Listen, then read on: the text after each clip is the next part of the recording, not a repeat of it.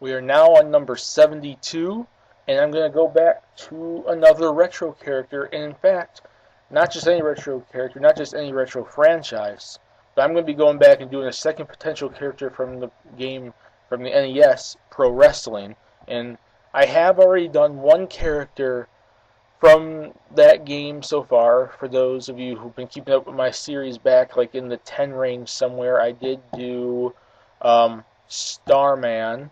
But I thought, Starman is probably the key character from the game.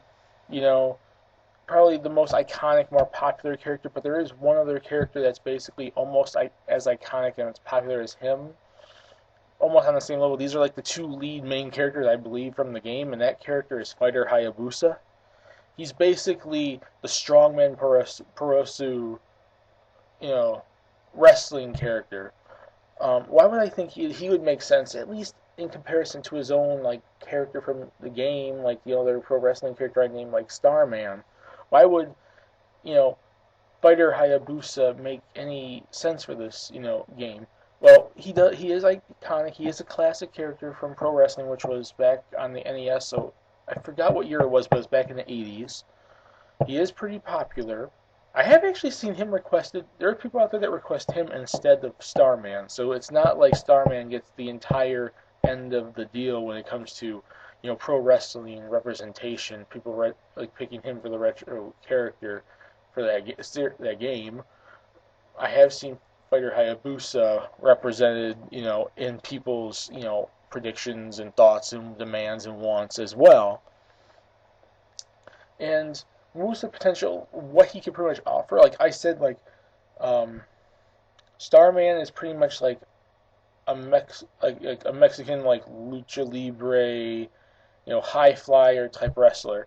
While Fighter Hayabusa is, he's from Japan. He's like strongman style, more like old school wrestling, like body slams and like strength, and because he's a guy I remember in the game. He's like kind of like a super muscle bound man type dude, and he does more, I think, strong man style moves with some sort of speed to him.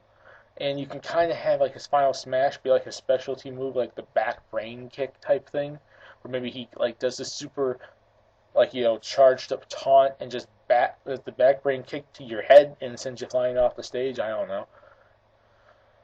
He'd be very interesting, and like he'd be like this like super muscle bound type character. You could kind of actually make him a rival of Captain Falcon in a sense because of how big they are.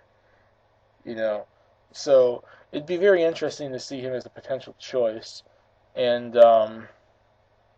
he would be unique enough. Just like I said with Starman, he would do wrestling moves. He'd basically be doing power bombs, pile drivers, torture racks, various types of slams. He wouldn't be like all over the place doing like luchadore like kicks and everything, because obviously he's more of a bigger, heavier guy. But he'd be doing more slow-paced, super power moves that just does damage, and I think that'd be kind of interesting. What do you guys think? If pro wrestling did get representation, did you think Fighter Hayabusa would make sense as the rep? And did you vote for him? Or do you think there's another pro wrestling character, or another retro character in general, that should be in Smash Brothers instead? Put in the comment section what you guys think, and we could discuss it there. My name is Sniper. It's fun. Peace. Please subscribe if you want to. Have a nice day.